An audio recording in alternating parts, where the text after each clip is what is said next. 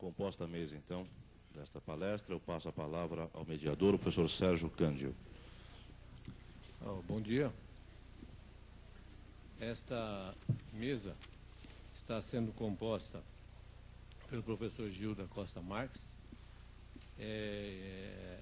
que ele é o prefeito da cidade universitária, estará abordando o tema sobre o Programa de Qualidade de Vida e Segurança da USP, num trabalho onde o que a universidade pode ajudar na comunidade como um todo sobre programas de qualidade de vida que não só ligadas à cidade universitária poderiam servir de modelo para o restante da comunidade. E o professor Milton de Abreu Campanário, que é do IPT, ele estará abordando o tema sobre gestão de pessoas e qualidade de vida em ambiente de ciência e tecnologia, uma experiência do IPT sobre um trabalho de qualidade de vida em pessoas, em funcionários que trabalham com ciência e tecnologia. E o que esse tipo de trabalho pode trazer de contribuição para as pessoas que trabalham e, fundamentalmente, como uma extensão a todos aqueles que são pesquisadores. Então, cada um terá 20 minutos de exposição. Ao final, vocês poderão ir fazendo as perguntas por escrito, entregando para a nossa recepcionista, e essas perguntas serão respondidas ao final das duas explanações. Então, em primeiro lugar, convidamos o professor Gil Marques para falar sobre essa sua experiência. Muito bem, em primeiro lugar, eu gostaria de agradecer à professora Ana Cristina Limonge França por essa oportunidade que ela me concede de falar sobre algumas atividades da Prefeitura, da cidade universitária, que envolvem a questão da qualidade de vida, tanto no meio acadêmico quanto no que diz respeito a constituir modelos para a sociedade como um todo. A função da universidade é basicamente a de produzir conhecimento, transferir esse conhecimento, fazer a difusão do conhecimento. Eu acho que essas são basicamente as funções da universidade. E é isso que se espera dela. E que ela faça isso de uma maneira adequada, produzindo conhecimento de boa qualidade e fazendo com que isso seja um fator de crescimento econômico e social do país.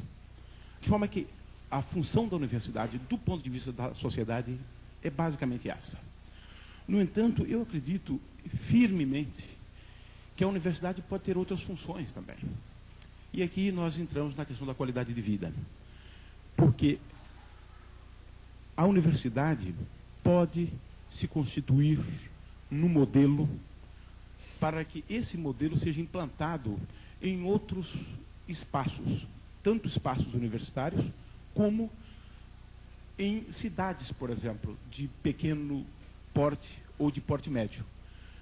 Eu gostaria de, nessa manhã, abordar algumas atividades da Prefeitura e alguns projetos que nós acreditamos muito que possam servir de modelo, de paradigmas para a sociedade como um todo. E eu acho que essa também é uma responsabilidade da universidade. Eu gostaria de começar falando um pouco como eu vejo a universidade hoje no que diz respeito à questão da qualidade de vida.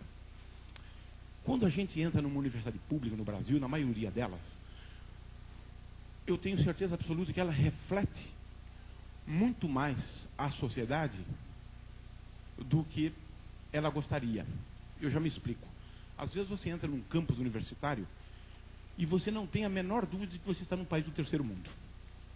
E eu acho isso absolutamente lamentável. Por quê? Porque ao invés de refletir a sociedade, a universidade deveria se constituir numa referência para a sociedade. E isso é especialmente válido nos países do terceiro mundo. E eu espero que a universidade não esteja refletindo a sociedade. Eu espero que a Universidade de São Paulo se constitua numa referência para a sociedade. ela reflete, a meu ver, em demasia a sociedade. E eu gostaria de abordar, então, alguns temas que eu acredito piamente que a universidade possa servir de referência para a sociedade como um todo. Em primeiro lugar, a questão com o ambiente de trabalho. Quando a gente entra em algumas universidades públicas, a gente percebe o pouco cuidado que nós temos com o ambiente de trabalho. Em geral, são espaços mal cuidados, o mato crescendo ao redor dos edifícios, os edifícios não recebem pintura há muitos anos, grafite, ou palavras de ordens escritas, ou uma série de cartazes, né, afixados nas paredes. E o ambiente universitário, em alguns lugares, é absolutamente deplorável do ponto de vista da limpeza, do cuidado, do asseio, da ordem. O que a gente quer é um espaço onde haja limpeza, ordem, e isso vai propiciar um bom ambiente de trabalho, vai se refletir na qualidade do trabalho acadêmico, é claro, mas de outras naturezas também. De forma que o que nós gostaríamos de ver implantado na universidade é um ambiente que venha propiciar um efeito que comumente a gente se refere a ele como o efeito metrô. Se você encontra um espaço bem cuidado, limpo, a tendência das pessoas é de manter aquele espaço limpo, bem cuidado. É uma questão cultural. E nós temos que implantar essa cultura. No entanto, um ambiente deteriorado, a tendência é sempre de piorá-lo mais. Isso eu chamaria de uma espécie de um efeito Harlem. Se você tem lixo na rua, as pessoas vão jogar mais lixo ali, porque entendem que aquele é um local que você pode jogar lixo. Nós temos, efetivamente, no Brasil e nas universidades públicas, em alguns espaços da Universidade de São Paulo, problemas no que diz respeito ao cuidado do espaço no qual nós trabalhamos. Felizmente, do ponto de vista das áreas comuns, na Universidade de São Paulo, a Universidade de São Paulo sempre tem se constituído no modelo. E quando você olha hoje da universitária, você pode perceber que a universidade tem procurado propiciar um bom ambiente de trabalho para as pessoas que fazem a pesquisa e o ensino dentro dela. O que a USP está fazendo, né, no que diz respeito à manutenção das áreas externas, o cuidado com o ambiente de trabalho? Em primeiro lugar, nós temos uma série de projetos envolvendo o uso adequado de alguns espaços na universidade. No que diz respeito a parques, nós temos 2 projetos. Um é o Parque Esportes para Todos, que nós estamos fazendo juntamente com o CPUSP, e o outro é o nosso viveiro de plantas. É uma área que a Universidade de São Paulo tem que muito pouca gente tem conhecimento a respeito dela. São cerca de 60 mil metros quadrados essa área, próxima ali do Clube dos Professores. A nossa intenção é criarmos ali um espaço, né, um parque, onde as pessoas realmente possam, durante o dia, porque realmente as condições de segurança são precárias da cidade universitária, à noite, nós vamos abordar um pouco esse tema depois, mas a ideia é de fazer com que tenhamos ali um espaço aberto para a comunidade e para a sociedade como um todo. É uma área realmente preciosíssima dentro da cidade de São Paulo. E a ideia seria abrirmos essa área para o público como um todo. É claro que continuamos trabalhando muito na questão da manutenção dos espaços externos, das áreas externas, dos nossos jardins, desenvolvendo projetos paisagísticos, plantando muitas flores. Eu acho que isso é realmente importante no ambiente de trabalho. Um ambiente de trabalho alegre, adequado, limpo, organizado. E nós estamos trabalhando muito nisso. A Prefeitura tem tido uma preocupação muito grande no que diz respeito a isso. Uma outra área que a Prefeitura atua, porque é da sua responsabilidade, é a questão do transporte coletivo. Claro, transporte coletivo público, né? E nós temos um sistema de transporte dentro do campus. E nós temos procurado aperfeiçoar esse sistema de transportes. E eu acho que aqui, também a universidade deveria demonstrar que existe vida inteligente dentro dela. E é nessa direção que nós estamos trabalhando. Nós temos um grupo, por exemplo, na Escola Politécnica, no Departamento de Transportes, que é um grupo extremamente competente e que tem desenvolvido sistemas inteligentes para diversas empresas, públicas e privadas. O que nós estamos fazendo é uma parceria com o Departamento de Transportes da Escola Politécnica da Universidade de São Paulo para desenvolvermos um sistema inteligente dentro da cidade universitária. O que isso significa?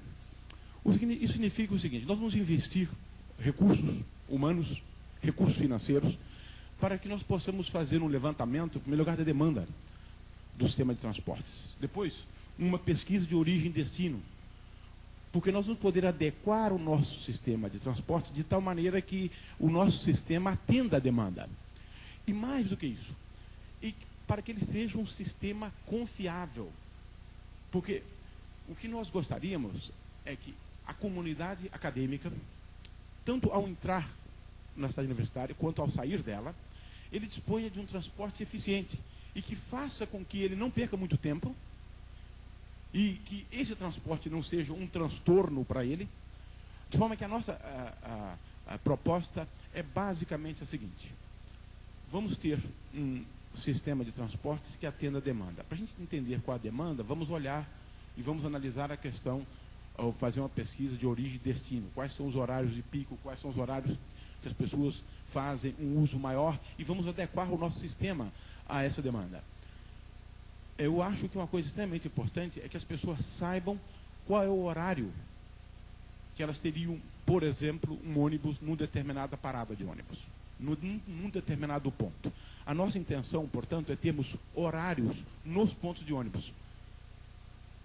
Veja, e fazer com que a gente não ultrapasse esse horário em nenhum minuto. Basicamente, 1 minuto seria o tempo que nós estaríamos prevendo. Como isso é possível? É bastante simples. Vamos incorporar a tecnologia ao sistema de transportes. Colocando o GPS nos ônibus, nós temos, a partir de uma central, nós teremos um controle sobre a posição de cada ônibus. E nós vamos saber quanto tempo ele está atrasado. Com o sistema de rádio, nós comunicamos ao motorista: você está atrasado tantos minutos, portanto, tente se colocar dentro do horário. E nós vamos ter também dentro do campus, dentro de pouco tempo, um sistema de monitoramento remoto, de forma que nós vamos ter uma ideia de onde é que estão os ônibus a intervalo de tempos regulares. Então, eu acho que esse é um sistema que nós consideramos ser um sistema inteligente e que dá para ser implantado num campus como o da Universidade de São Paulo. Por quê? Porque aqui nós não temos muitos faróis, né? E os horários onde nós temos algum engarrafamento, eles são previsíveis também. De forma que nós teríamos um sistema absolutamente confiável, né? E previsível, porque esse é um aspecto absolutamente importante. Então nós estamos esperando que possamos anunciar esse sistema dentro de aproximadamente 1 ano. E é um sistema de transportes inteligentes. E eu acho que esse sistema de transportes pode servir de modelo para sistemas de transporte de cidades, por exemplo, do interior, de porte médio, pequeno. Grandes cidades eu acho que não, porque realmente é muito difícil fazer previsões em grandes cidades. Mas esse modelo que nós estamos implantando, em colaboração com a Escola Politécnica, tenho certeza absoluta que é um sistema que dá para ser estendido para cidades de pequeno e médio porte. E o que nós estamos fazendo é basicamente incorporar novas tecnologias, tanto da informação, né, quanto da informação, para que nós possamos incorporar essas novas tecnologias, produzindo um sistema de transportes confiável, fidedigno, né, e atenda a demanda, e que atenda às exigências, portanto, da comunidade. Uma outra coisa que nós estamos fazendo, um outro projeto muito grande da prefeitura, é um projeto envolvendo a rede elétrica da cidade universitária. Bom, o que isso tem a ver com qualidade de vida? Tem muito a ver. E por quê? Porque nós temos, só para que tenha uma ideia, nós temos cerca de 40 quedas de energia na cidade universitária por ano, provocando um enorme prejuízo do ponto de vista da pesquisa, bem como provocando um enorme prejuízo do ponto de vista, às vezes, financeiro. Já vou dar um dado aqui para os senhores. Essas 40 paradas demoram, em média, aproximadamente 1h30, em média. Algumas demoram muito mais, algumas demoram 12 horas, né? Mas, digamos, 1h30 vezes 40 dá 60 horas a cidade universitária parada por ano. Se nós dividirmos isso pelo número de dias úteis, nós teríamos aproximadamente 1% do tempo útil. Ora, se o orçamento da universidade é de aproximadamente 800 milhões de reais, nós temos uma perda de aproximadamente 8 milhões. Esse é o nosso prejuízo com essas paradas. Essas perdas e essas quedas de energia ao longo do ano, nós estamos agora eliminando através de um grande projeto feito em colaboração com a Fundação de Amparo à Pesquisa no Estado de São Paulo, com a FAPESP, e estamos construindo uma rede subterrânea na cidade universitária, de forma que nós esperamos reduzir esse número para um número muito próximo de zero. E nós achamos também que, novamente aqui, a universidade vai constituir um modelo no que diz respeito à rede elétrica e ao seu sistema de fornecimento de eletricidade. A universidade também deve investir, e existem vários grupos atuando em relação a isso, na questão da economia de energia, na questão da economia de água, porque além de reduzir o custo da universidade, novamente, nós podemos aqui apresentar alguns modelos para importantes segmentos da sociedade. Eu gostaria, finalmente, de abordar mais 2 temas. E o penúltimo é a questão da segurança na universidade. E aqui eu quero fazer uma espécie de meia-culpa da universidade. Isso porque, na questão da segurança, a Universidade de São Paulo está à procura de modelo. À procura de um modelo que, eventualmente, possa ser utilizado por cidades de médio e pequeno porte, e quem sabe até de grande porte. E esse é um problema que realmente nós não conseguimos ainda equacionar. Qual é o problema com a segurança na Universidade de São Paulo? E eu acho que isso se constitui numa situação muito peculiar, né? Eu já me explico. Nós acreditamos que a base da segurança é a prevenção do crime. Não adianta nada nós agirmos depois do crime praticado. É muito difícil, realmente, especialmente para a universidade, né, atuar depois do crime praticado. Aí, realmente, nós temos que encaminhar esses processos, boletins de ocorrência para as delegacias, de forma que já foge do âmbito da universidade. Por outro lado, a universidade pode atuar muito no que diz respeito à prevenção. E o que é fundamental no que diz respeito à segurança e no que diz respeito à prevenção é ter uma segurança onde se demonstre uma certa ostensividade. Você tem que ter um aparato que seja visível, que esteja presente. Tem que haver ostensividade no que diz respeito à segurança. Mas aí temos um problema. A comunidade acadêmica rejeita a ostensividade. Ela rejeita a ideia de um aparato dentro da universidade que venha coibir o crime. Quais são as razões para isso? Bom, em primeiro lugar, existem razões de natureza histórica. Nós sabemos muito bem que nós tivemos um regime de exceção ao longo de muitos anos, e aí houve uma série de embates, né, entre o aparato de segurança do Estado e a comunidade acadêmica. E por conta dessa história, de embates e de dificuldades de relacionamento, a universidade rejeita, por exemplo, a presença da polícia militar no campus. E é claro que a universidade rejeita também, né, a ideia dela ter um aparato, e que seja um aparato que demonstre uma certa ostensividade. Esse é o modelo da universidade. É a ideia de uma guarda universitária sem armas, porque essa é a base do nosso sistema. Sem, portanto, nenhum aparato visível, ostensivo, né, e sem a presença de armas no campus. Muito bem, esse é o nosso modelo. No entanto, esse modelo está sendo testado nos últimos anos, e especialmente nos 2 últimos anos.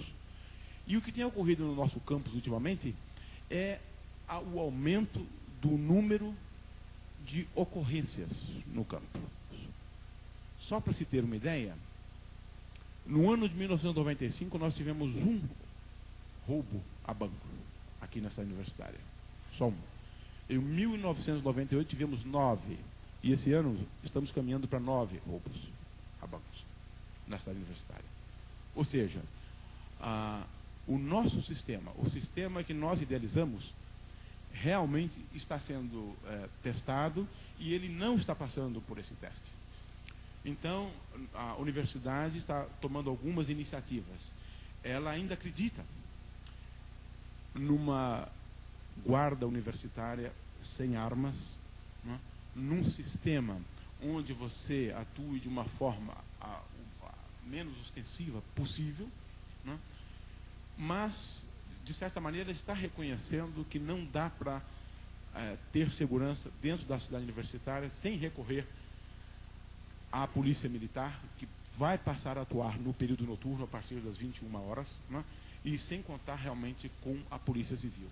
Então, a Universidade de São Paulo, no momento, ela constituiu uma comissão de qualidade de vida e de segurança no campus, e a principal preocupação hoje é a questão da segurança. Essa comissão já está promovendo uma rodada de contratações de novos guardas, porque o nosso contingente deixa muito a desejar, ele é pequeno, não dá para atender a demanda, e nós estamos agora também incorporando novas tecnologias a esse processo, ou ao sistema de segurança da USP. E como é que nós estamos imaginando esse sistema? Nós estamos criando um sistema de monitoramento remoto do campus. A ideia é o seguinte: nós vamos ter câmeras instaladas em vários pontos da cidade universitária. E nós pretendemos trazer imagens online, né, para uma central. E nessa central nós teremos indivíduos que estarão monitorando o campus 24 horas por dia. Nessa primeira fase, nós pretendemos implantar cerca de 20 câmeras na cidade universitária. E a ideia, portanto, é termos um monitoramento da cidade universitária 24 horas. E nós já estamos criando uma rede. Eu, de vez em quando, brinco, chamo de PrefNet, a net da prefeitura, né?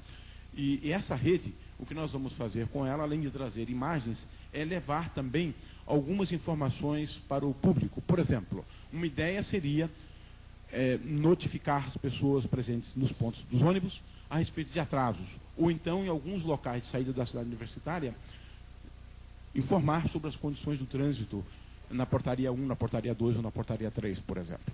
De forma que essa rede vai permitir a prefeitura do campus monitorar o campus e levar informações para os passageiros dos ônibus nos pontos, bem como para os motoristas que trafegam pelo campus.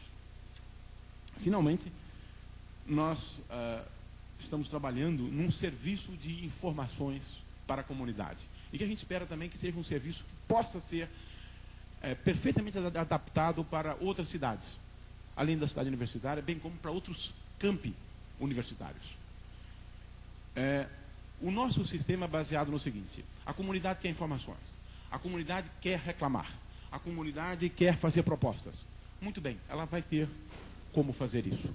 Nós estamos criando um site da prefeitura e nós pretendemos ter ali alguns serviços e bem como formas do indivíduo interagir com a prefeitura, levando sugestões, obtendo respostas para suas indagações, né? E o que a gente considera ser importante em tudo isso é que o indivíduo possa, além de registrar queixas, obter informações, ele possa também entender como funciona o sistema de transporte dentro da cidade universitária, ele possa entrar no nosso site e obter informações sobre instituições dentro da universidade.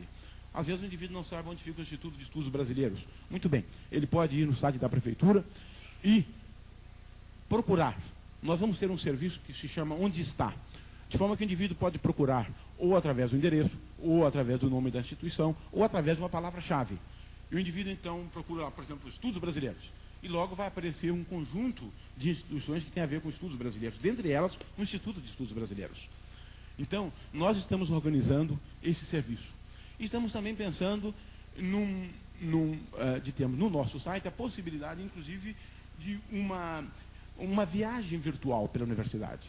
um passeio virtual pela universidade, de forma que o indivíduo, através de pontos mais remotos, possa ter uma ideia a respeito da cidade universitária. É uma viagem ou um passeio virtual. Como? Através de vídeos, através de fotos, através de informações sobre as várias instituições de ensino e pesquisa da universidade. E nós estamos trabalhando muito nisso. Um modelo de informações a respeito dos serviços na universidade, a respeito do que a universidade dispõe e, finalmente, para o indivíduo conhecer a universidade como um todo. E nós esperamos, então, que essa iniciativa seja uma iniciativa que seja realmente transferida para outras cidades, como eu disse antes, inclusive para grandes cidades, né? Através de um site, provendo informações e fazendo com que haja uma interação produtiva com a comunidade. Eu gostaria, então, de encerrar dizendo o seguinte: a universidade, especialmente a Universidade de São Paulo, tem que ser uma referência para a comunidade. E esse papel de referência envolve desenvolver sistemas inteligentes, um conjunto de serviços adequado, tanto à comunidade acadêmica, quanto à sociedade como um todo. E eu entendo que isso seja um dos grandes desafios para a universidade hoje. Muito obrigado.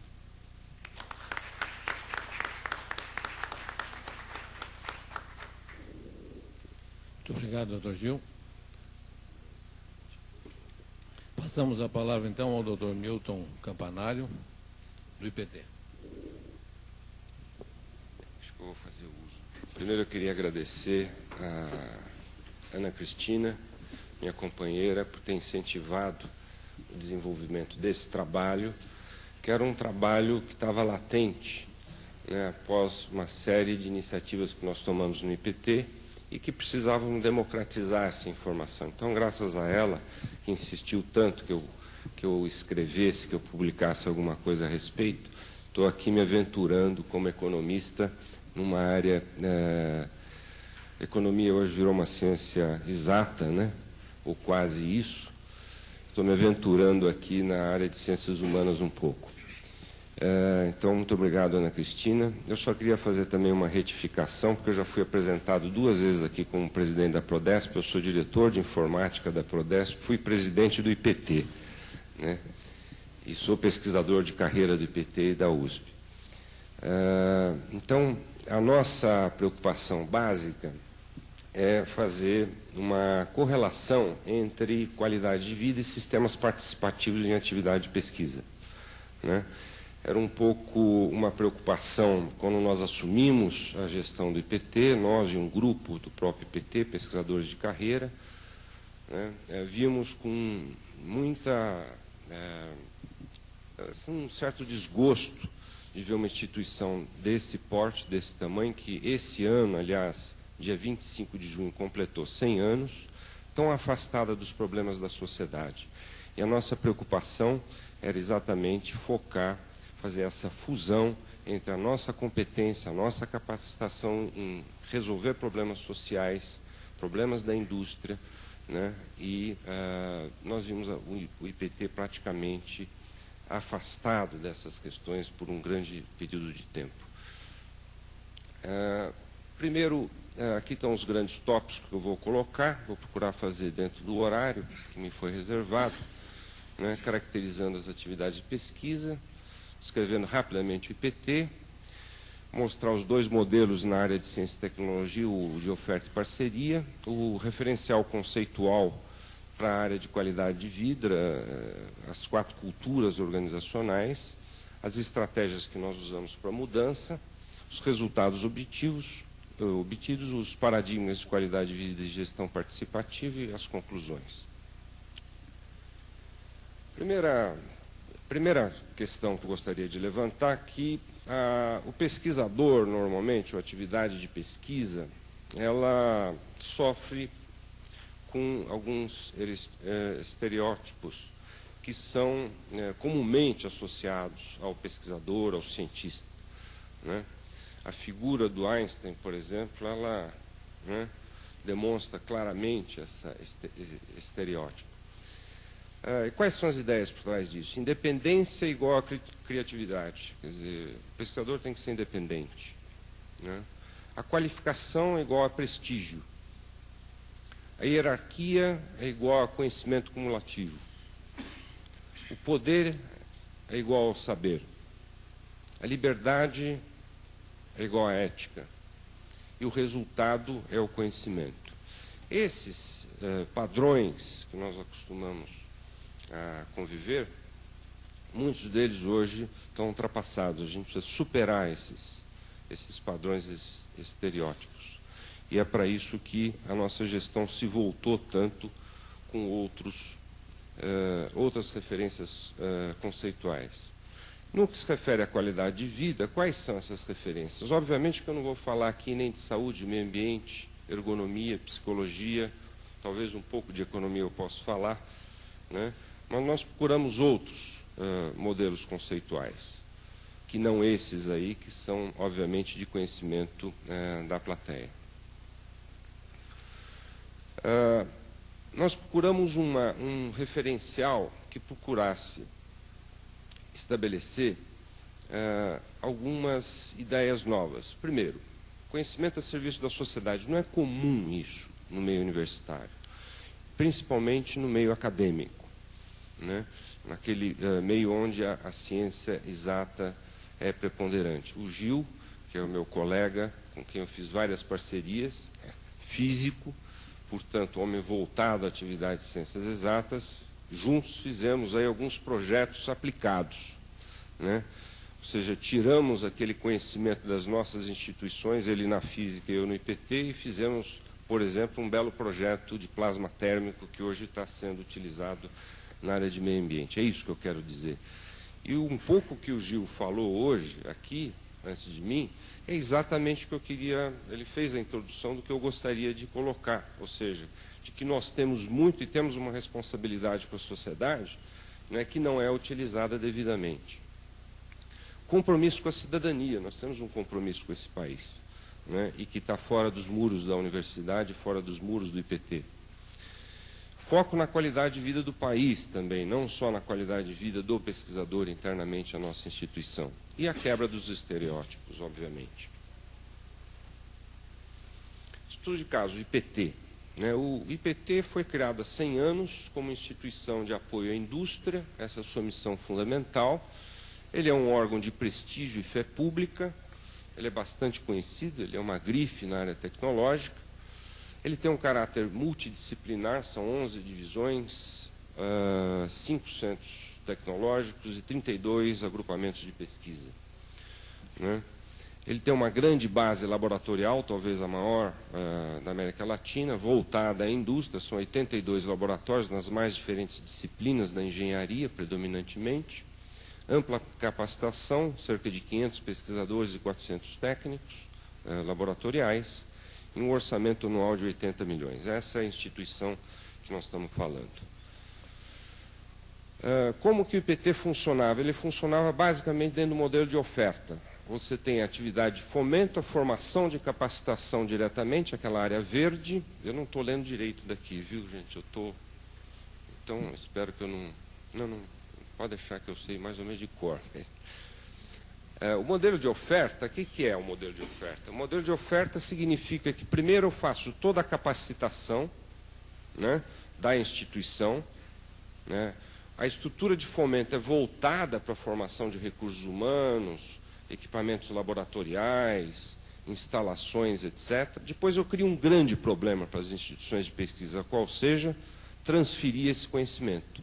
Esse é o calcanhar de Aquiles do sistema. Como é que eu faço a transferência do conhecimento que está aqui dentro da universidade, dentro do IPT, do Butantan, para a sociedade? E, obviamente, muitas vezes isso é frustrado. A grande frustração do pesquisador, quando ele tem consciência de cidadania, é o problema da não transferência do seu conhecimento ao usuário, a uma sociedade que tanto precisa do nosso conhecimento. O Gil deu vários exemplos aqui do que a gente pode fazer em termos de tecnologia a serviço do usuário. E se a gente não provocar isso, ela vai ficar enclausurada lá dentro. Nós queremos fazer o quê? Um modelo de parceria. O modelo de parceria envolve, ele elimina o problema de transferência. Quando na concepção da pesquisa, ela já é transferida. porque ela é concebida juntamente com o usuário, ela é concebida com o cliente, né? Ela é concebida com quem vai utilizar. Esse modelo nós perseguimos assim com uma clareza absoluta. Nós tínhamos consciência, no momento que nós assumimos a direção da empresa, nós assumimos esse compromisso de montar um modelo de parceria, inverter essas setas, né? Falar com o usuário, falar com os agentes produtivos, falar com a sociedade e falar com os agentes de fomento, falar, vamos trabalhar juntos, senão não vai dar certo, nós não vamos conseguir transferir essa enorme capacitação que nós temos aqui dentro. Vamos lá. Aí nós bolamos, isso aqui é uma derivada de um modelo da Arthur de Little, que é uma empresa de consultoria, e esse é um modelo típico daquilo que a gente pode observar a partir de mais de 20 anos de atividade na USP e no IPT. É um modelo interessante. Ele tem 4 culturas organizacionais. A primeira, embaixo à esquerda, é um modelo de iniciativa de risco, né? É o típico, a gente verifica muito isso nas universidades, nos institutos. Pequenos grupos de pesquisa começando uma atividade, se esforçando, né, para congregar conhecimento, né? E normalmente esses grupos, por serem pequenos, eles têm uma grande iniciativa e é de grande risco, né? Muitos desses grupos não têm sucesso, eles têm que mudar de atividade, né? Por isso que eu chamei atividade de risco, né? E é uma atividade às vezes até solitária, né? São pequenos grupos, às vezes até indivíduos isoladamente. Então eles começam aquela atividade, mas logo, logo eles são engolidos pela estrutura burocrática, né? Que é uma, vamos dizer, uma organização baseada em uma disciplina autoritária, né? E esse é o caminho normal, ele passa por essa estrutura autoritária. Qual é a característica desses 2 modelos embaixo? Você não compartilha informação e não tem um sistema participativo, né? Quer dizer, no regime mais centralizado, né, nós temos dificuldade, né, de obter informações, aqui ontem foi dito, né, que, no que se refere pelo nosso diretor da escola, foi dito nesse evento que muitas das informações que o Departamento de Recursos Humanos tem são informações contábeis da empresa. E dificilmente vocês vão ver, vocês que trabalham mais na área de recursos humanos, na área médica, dificilmente vocês têm acesso às informações financeiras de uma empresa. O mesmo ocorre no IPT e mesmo na USP, eu acredito. É muito difícil a gente obter essas informações. Na linha de, vamos dizer, as 2 culturas de cima são chamadas uma de estratégia, ou seja, de performance focalizada, onde, para mim, romper essa barreira da estrutura burocrática, você tem que ter sistemas mais participativos e, obviamente, o compartilhamento de informações, tanto técnicas quanto gerenciais, né? Você estando no modelo de estratégia, ela ainda é reativa, né? Eu vou mostrar um quadro com várias características de cada um desses modelos, no que se refere à qualidade de vida, né? Para caminhar, quer dizer, a estratégia é caminhar para a rede de competência, ou seja, que nós possamos romper, né, as estruturas departamentais, obviamente que elas são úteis, né, mas um trabalho mais matricial, trabalhando com competência, utilizando ao máximo, né, todo o potencial de uma instituição como a USP, como o IPT, instituições do saber, né? Obviamente que essas 2 culturas acima, elas compartilham informação, esse é o segredo básico, compartilham informação e são geridas através de sistemas participativos. Então, quais são as estratégias de mudança? Os grandes objetivos. Caminhar da cultura burocrática para a cultura de rede de competências, passando sempre pela estratégica. A reengenharia, normalmente, é associada a uma estrutura burocrática tentando romper a passagem pela estratégia. Ela vai direto para a rede de competências. Isso é o maior desastre que pode acontecer. Há movimentos também, naquele quadro anterior, de você sair da estrutura de iniciativa de risco para a rede de competências, né? Por exemplo, a Microsoft. A Microsoft saiu de uma estrutura de iniciativa de risco, de alto risco, mas conseguiu pular para uma estrutura de rede de competências, sem passar pela estrutura burocrática, né? Então, existem vários exemplos, mas o caminho natural que a gente observa na universidade é esse caminho, né, de ser invertido. E caminhar também do modelo de oferta para o modelo de demanda. Vamos lá. As ações que a gente fez. Compartilhar informações técnicas e gerenciais. Nós colocamos na mesa, nos computadores, na nossa intranet, todas as informações de desempenho financeiro e de desempenho técnico de cada equipe de trabalho dentro do IPT, dentro daquelas 48 unidades de trabalho, grupos de pesquisa. Nós colocamos todas as informações que nós tínhamos disponíveis e organizadas: custos, resultados financeiros, desempenho técnico, relatórios emitidos, etc. Muitas das coisas que a gente fazia, a gente não sabia que estava fazendo. O IPT faz, por exemplo, 2.600 tipos de ensaio. E nós não tínhamos conhecimento disso. Nós também renovamos toda a estrutura hierárquica de uma só vez. Em 3 meses nós fizemos um sistema de eleição para 48 cargos diretivos dentro da instituição, listas tríplices para os diretores que forem encaminhados à diretoria executiva, e o mesmo, uma vez eleitos os diretores de divisão, aqueles 16 diretores, eles escolheram os chefes de agrupamento através de eleição direta, lista tríplice e escolha da lista tríplice. Conselhos de funcionários de diretor representante, nós temos um representante dos funcionários sentado na diretoria executiva, e formulação de estratégias de parcerias comerciais. Os resultados. As receitas próprias do IPT saíram de 18 milhões para 40 milhões, num orçamento global que permaneceu mais ou menos 80 milhões no período 95-97. São 3 anos, né? Receitas per capita de 6 mil para 26 mil. Aumento da remuneração 32%. E vários investimentos na área de treinamento, saúde, investimentos laboratoriais e um novo paradigma de qualidade de vida que eu vou mostrar a seguir. Vou procurar fazer dentro dos 20 minutos, já tive. Primeiro, o que eu procurei fazer aqui é retratar em cada modelo, cada cultura organizacional, né, as características básicas da gestão e as características da qualidade de vida no trabalho, né? Então, isso foi feito um esforço muito grande, porque nós não temos competência para isso, então consultamos colegas, etc., para montar esses referenciais.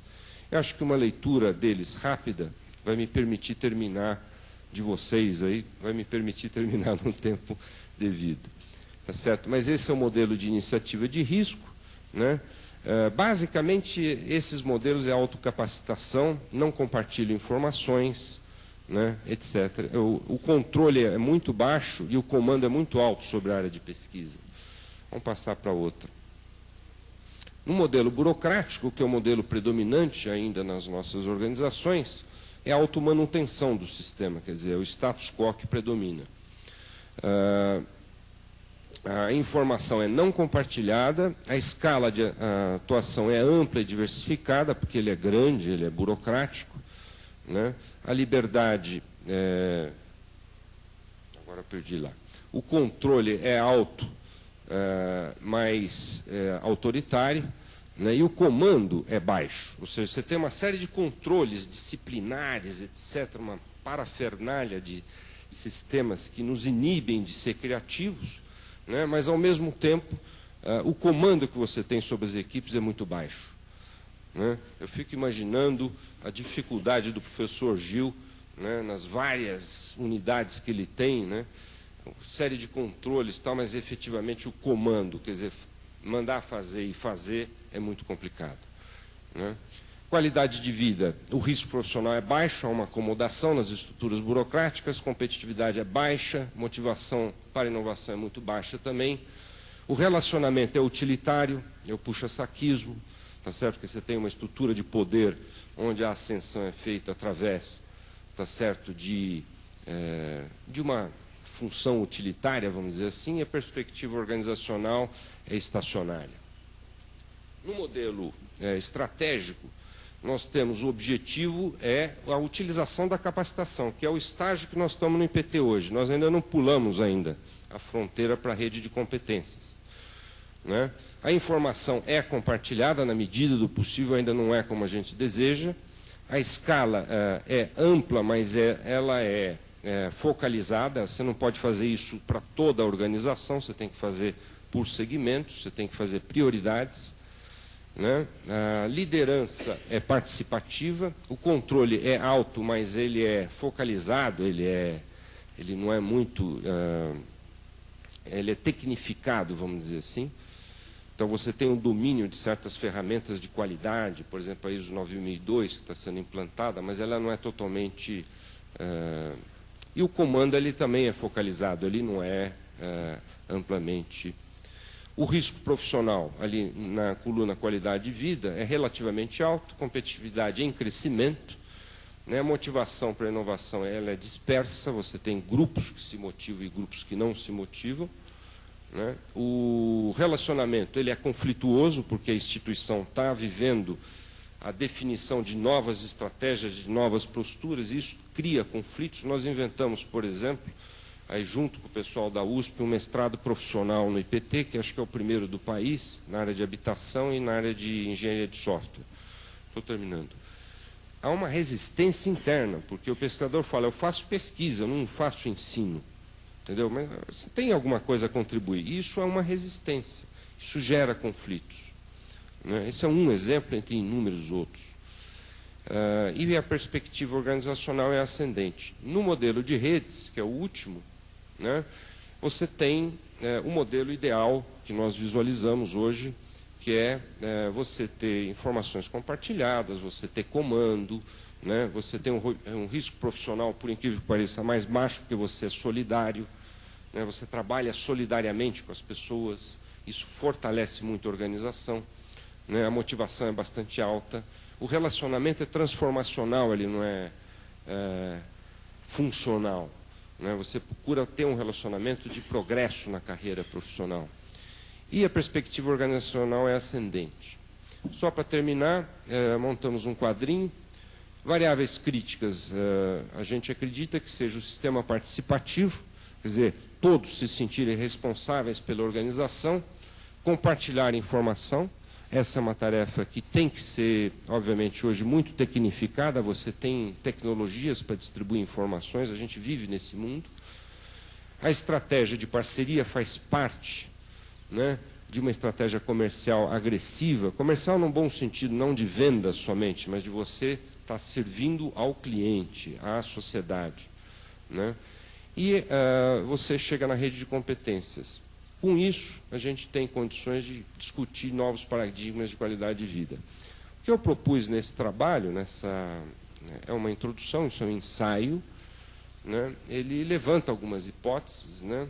Falta muita base empírica ainda, a gente tem dados, né? Eu também não quero reduzir aquele excelente desempenho financeiro a um desempenho, equivaler o desempenho financeiro a ter atingido a sociedade de forma objetiva. Mas acredito que a gente se aproximou muito disso. Muito obrigado.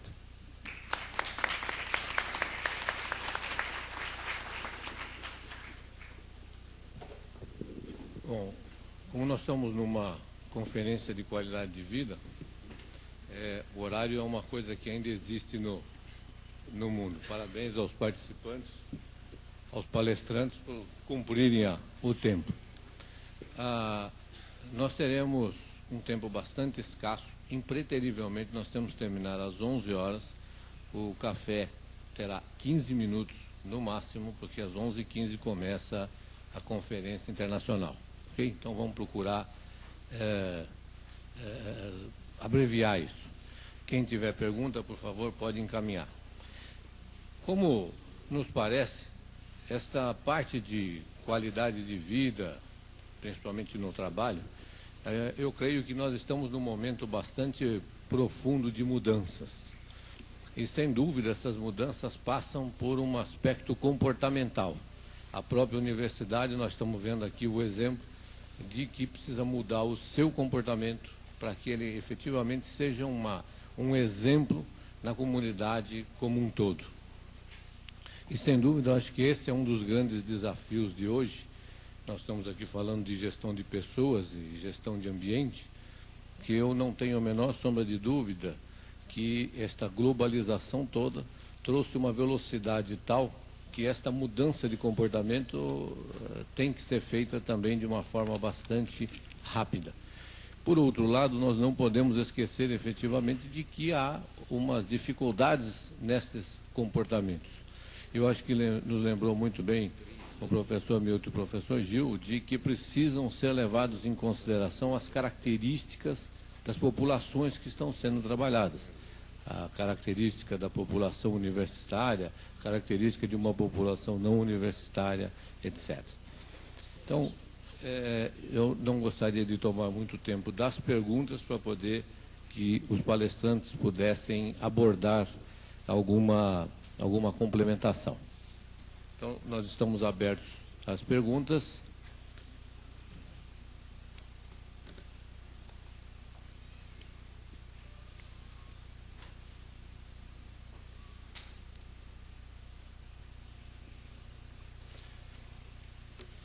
Eu gostaria de fazer, enquanto não chega a primeira, de fazer uma abordagem, uma pergunta ao doutor Milton a respeito desta experiência que ele teve na gestão solidária e participativa.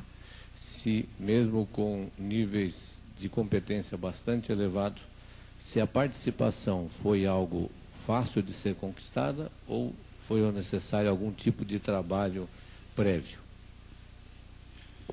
O que mais me espantou no caso do IPT foi que nós olhamos a estrutura de comando da instituição, a média de permanência em cargos diretivos era de 9,3 anos, chegando casos a 18 anos.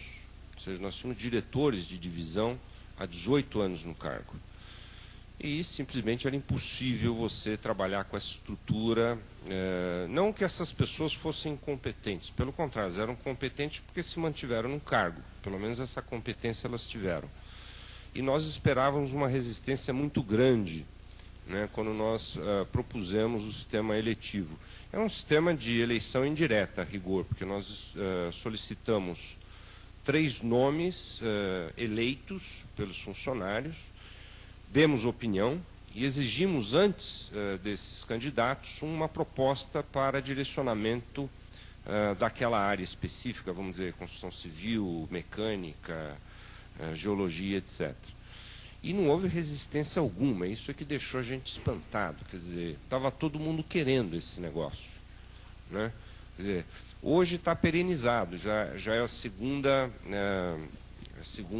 foram períodos de 3 anos, renováveis por mais 3, já teve eleição da segunda turma, vamos dizer assim, de dirigentes. Por 6 anos, aí acaba, o camarada volta para a área, ou a camarada, né, volta, desculpe o antigo vício, né, mas ele volta para a estrutura técnica da instituição. Então não houve isso. O que houve foi, mais dificuldade, foi a eleição do diretor representante, que é uma lei a rigor estadual, onde todas as estatais têm um representante de funcionários no seu corpo diretivo maior, né, sem direito, obviamente, a voto, mas com direito à informação. Isso foi mais conflituoso, né, mas foi muito bom. Então, respondendo a sua pergunta, eu diria que, para surpresa nossa, não houve resistência alguma, porque a estrutura também já estava muito arcaica, né, e isso foi feito de uma forma relativamente pacífica. Em 4 anos de gestão, a gente não teve greve, não teve nenhum... Também a relação com os sindicatos é importante, você ter uma aproximação, um diálogo, embora sempre difícil, mas foi proveitoso. Muito obrigado. Nós temos aqui 2 perguntas ao Dr. Gil. A primeira é: a USP não deve ser referência na questão do lixo, porque foram retirados containers da coleta seletiva, que já era um trabalho educativo junto à comunidade? E uma segunda questão da doutora Helena de que li com muito interesse o artigo do professor Sérgio Adriano sobre a violência no campus. O que achou daquele enfoque? Bom, eu vou começar pela questão do lixo, e eu acho que a universidade deveria se constituir também numa referência em relação à reutilização, por exemplo, do lixo, né? E também ao tratamento do lixo. A universidade tem duas iniciativas. Em primeiro lugar, em relação ao lixo hospitalar, né? Essa é uma iniciativa que envolve o Instituto de Pesquisas Tecnológicas, o Instituto de Física da Universidade de São Paulo e o Hospital Universitário. E a ideia é termos ali uma estação de tratamento do lixo hospitalar. E essa é uma iniciativa da Universidade de São Paulo, bem como do Instituto de Pesquisas Tecnológicas, e que dentro de pouco tempo vai servir de um exemplo para a sociedade como um todo. No que diz respeito ao lixo que é recolhido pela prefeitura da cidade, aliás, da cidade de São Paulo, essa de fato não é uma responsabilidade da cidade universitária, é da cidade de São Paulo como um todo. Eles recolhem o lixo. No entanto, a universidade tem um programa também, se chama USP Recicla. E a ideia é reciclar uma parte do lixo. Aí tem que haver uma coleta seletiva. E nós iniciamos um programa com a prefeitura do município. O que ocorre é que nós tivemos aqui nessa universidade alguns atos de vandalismo. E a prefeitura, depois de 2 ou 3 vezes que todos esses contêineres foram queimados, a prefeitura recolheu esses contêineres. O que eu acho uma pena, quer dizer, atos de vandalismo dentro da universidade, queimando os contêineres para a gente poder colocar ali seletivamente, né, o lixo que nós recolhemos. De forma que esse projeto foi descontinuado, houve uma quebra da continuidade desse projeto. Mas ele realmente interessa à universidade. O que houve foi um conjunto de atos de vandalismo, né, e nós realmente ainda não conseguimos equacionar esse problema dentro da universidade. Mas a universidade tem todo o interesse e existe um programa em curso, que é o USP Recicla. Finalmente, eu lamento muito não ter lido, Helena, o artigo ao qual você se referiu. Eu sinto, então, não poder... Sim. Ah, ok. Ok. Não, é do Sérgio, ok, eu me lembro. Bom, veja, aqui nós estamos diante de uma grande discussão dentro da universidade. É a questão da militarização, presença da polícia militar ou não dentro do campus. Eu quero deixar aqui minha posição muito clara. A universidade tem que optar por duas coisas. Ou se isolar, o que eu acharia uma pena, isso não faz o menor sentido. A universidade tem que se inserir dentro do contexto da sociedade, e os problemas que a gente vive aqui são os mesmos problemas que estão lá fora. Portanto, a gente deve também encarar as mesmas soluções que são apresentadas lá fora. Sou contra a ideia de que, olha que horrível a universidade ter um carro grande, com aqueles giroflex, tá certo? Indicando. Eu acho isso uma pena que a comunidade rejeite isso. Eu acho que a universidade tem que melhorar o seu aparato de segurança, sim. É claro que ele pode ou não recorrer à Secretaria de Segurança para que haja uma intervenção através da Polícia Militar no campus ou a Polícia Civil. Eu sou favorável à Polícia Militar dentro do campus. Eu não vejo por que esse espaço, né, seja tão privilegiado e seja tão diferente do resto da sociedade, que nem sequer o aparato de segurança do Estado não possa entrar dentro do campus. Então, quanto a mim, eu tenho uma posição radicalmente contra do professor Sérgio Adorno. Eu sou favorável à presença da Polícia Militar no campus da Universidade de São Paulo. É uma parte do país, é uma parte da cidade, é uma parte do Estado. Bom, lamentavelmente, nós estamos com o tempo esgotado. Existem mais 2 perguntas que nós passaremos ao Dr. Milton, e as pessoas interessadas poderão procurá-lo no intervalo. Lembrando que a nova conferência, a Conferência Internacional, começa impreterivelmente às 11h10. Já não é mais 11h15, é 11h10. Ok? Muito obrigado a todos. Parabéns aos palestrantes.